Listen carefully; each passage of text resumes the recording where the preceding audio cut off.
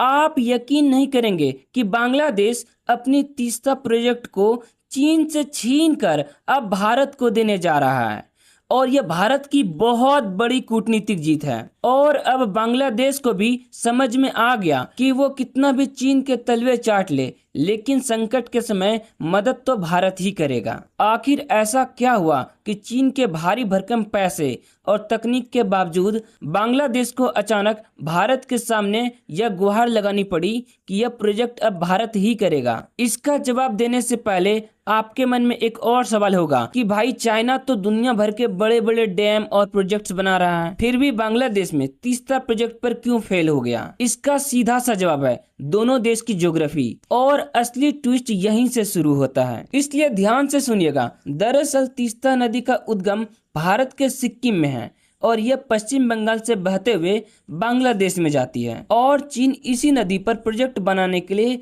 $1 billion offer किया था बांग्लादेश को, जिसमें बैराज, नहरें और ड्रेजिंग बनाने की प्रोजेक्ट शामिल थी। लेकिन खुद से आप यहाँ एक छोटा सा सवाल पूछिए कि चीन कंक्रीट की नहरें और बैराज तो बना सकता है, पर क्या हुआ हिमालय से निकलने वाले नदी में पानी डाल सकता है? बिल्कुल नहीं, क्योंकि तीस्ता के पानी को भारत पश्चिम बंगाल में स्थित गजलडोबा बैराज से रेगुलेट करता है। अगर भारत ने सूखे के महीने में पानी का फ्लो रोक दिया तो चीन का $1 बिलियन का प्रोजेक्ट सिर्फ रेत और सूखे कंक्रीट का मैदान बनकर रह जाएगा। बांग्लादेश को समझ में आ गया कि बिना भारत की रजामंदी के चीन का यह प्रोजेक्ट पूरी तरह बेकार है। यहाँ एक और पेचीदा सवाल उठता है, अगर बांग्लादेश चीन से काम करवा ही लेता तो भारत को इससे इतनी बड़ी क्या दिक्कत थी? इसका जवाब है भारत की सबसे कमजोर नस, सिल्लीगुड़ी कॉरिडोर। दरअसल तीस्ता प्रोजेक्ट का इलाका भारत के सिल्लीगुड़ी कॉरिडोर से महज 100 किलोमीटर दूर है। यह वही 22 किलोमीटर चौड़ी सकरा रास्ता है जो पूरे पूर्वोत्तर भारत को देश के बाकी हिस्से से जोड़ता है। अब सोचिए, अगर चीन का प्रोजेक्ट शुरू होता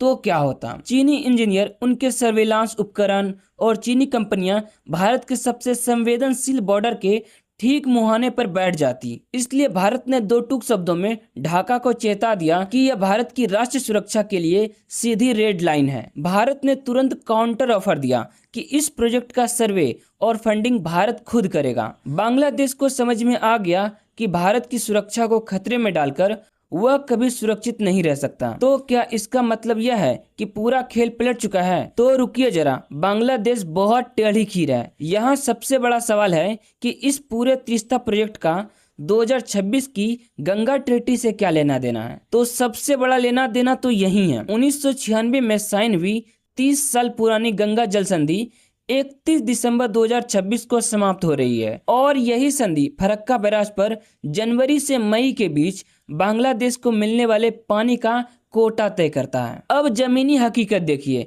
बांग्लादेश का 1/3 हिस्सा, खासकर दक्षिण पश्चिम कृषि और सुंदरबन का पूरा इकोसिस्टम फरक्का से आने वाले मीठे पानी पर जिंदा है। अगर 2026 के बाद भारत ने पानी का फ्लो कम कर दिया तो क्या होगा? बांग्लादेश के जितने भी तटीय इलाके हैं उसमें समंदर का खारा पानी भर जाएगा और लाखों हेक्टेयर जमीन बंजर हो जाएगी। ऊपर से भारत के घरेलू हालात भी बदल चुके हैं। बिहार जैसे राज्य फरक्का के कारण हो रहे भारी सिल्टेशन और हर साल आने वाली बाढ़ को लेकर इस ट्रीटी की नए सिरे से समीक्षा मांग रहे हैं। ऐसे नाजुक मोड़ पर जब गंगा ट्रीटी के नवीनीकरण की मेज पर पानी का रिमोट कंट्रोल भारत के हाथ में है, क्या बांग्लादेश तीस्ता पर चीन को लाकर भारत से दुश्मनी मोल लेने का रिस्क उठा सकता है?